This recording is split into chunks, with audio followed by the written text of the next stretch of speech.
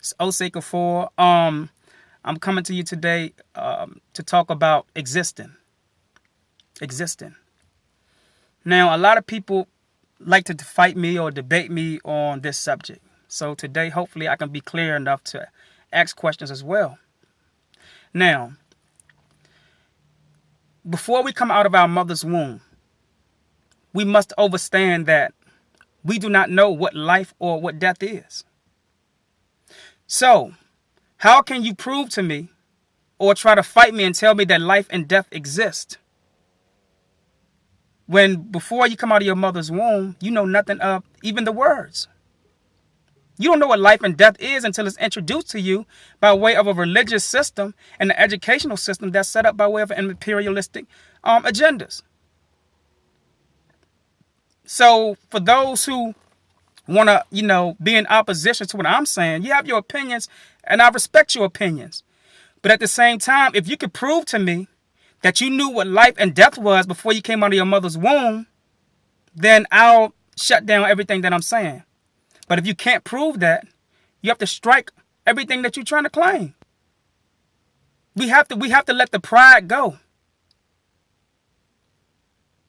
If life and death existed, right, then you will have to actually define life and death for yourself. 9 times out of 10, if you ask anybody what life and death is, everybody will have an identical answer for what it means. Why? Because they were brought up in a society with an illusion that gave them the definition. And this is why we can't go no further today. Because we are afraid to define our own language and our own terminology. We keep running to Webster's dictionary. We keep running to Black's Law Dictionary. The same people that say the white man is the devil, the white man is the cracker, we run into their dictionaries and using the white man's definitions and trying to become sovereign. How the hell can you become sovereign in a system that oppressed your ancestors in the first place? There's no such thing as physical sovereignty. No such thing. So the thing is, that's just like you coming to live in my home. And my home is a government, right? And within my home, I have certain systems set up, such as police stations, certain bodies of governments and commerce, right? And you come in and somebody within my home do something wrong to you.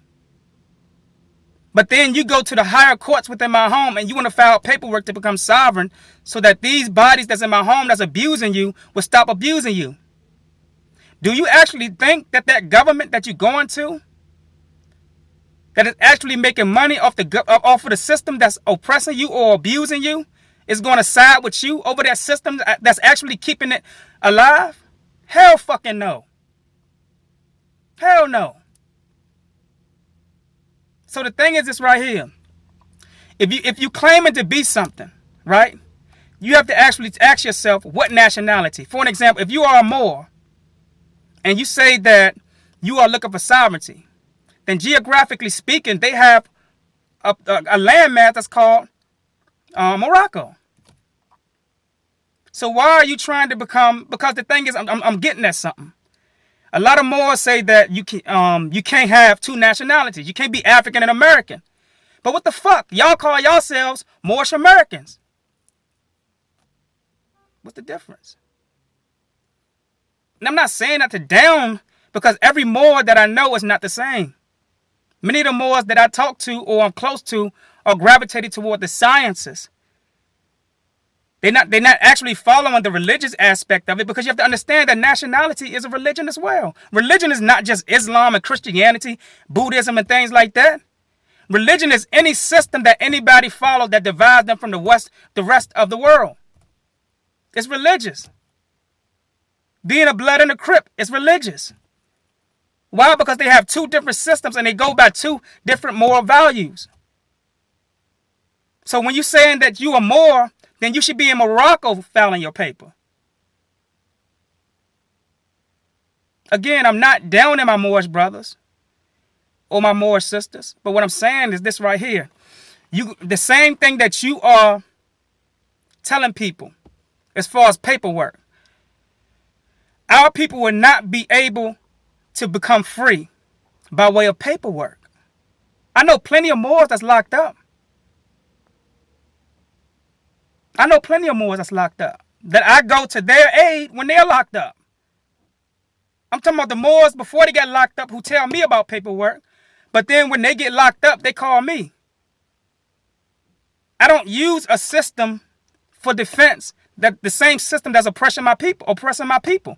That's just like me going into a slave master's house and telling him that the 3 other slave masters in the house is oppressing me and treating me wrong. What make you think he's going to do something to those? It may appear that he will do something to those other slave masters, but they're in the same body. Paperwork is not going to liberate us. Religion is not going to liberate us. The only thing that's going to liberate us is that which gives you power, and that's military. I have to keep stressing it. Because without a military and nationality, put them both in the box. There's no power in nationality. If you don't know who you are already, it's because when you file in paperwork, what you're doing is you're filing in to become something that you should already know who you are. And if you don't know who the fuck you are already, then why the hell I'm going to let you do some paperwork for me? Think about that. Sovereignty is spiritual. Sovereignty is spiritual. Because when you don't have a spiritual nationality, meaning your own divine way of thinking, then how the hell are you going to be able to go and file paperwork, which is physicality, and not see the agendas that's behind the paperwork? Think about it, y'all. So with that much said, this is Osei Kufuor, Black Science TV 111. I love y'all. I'm out.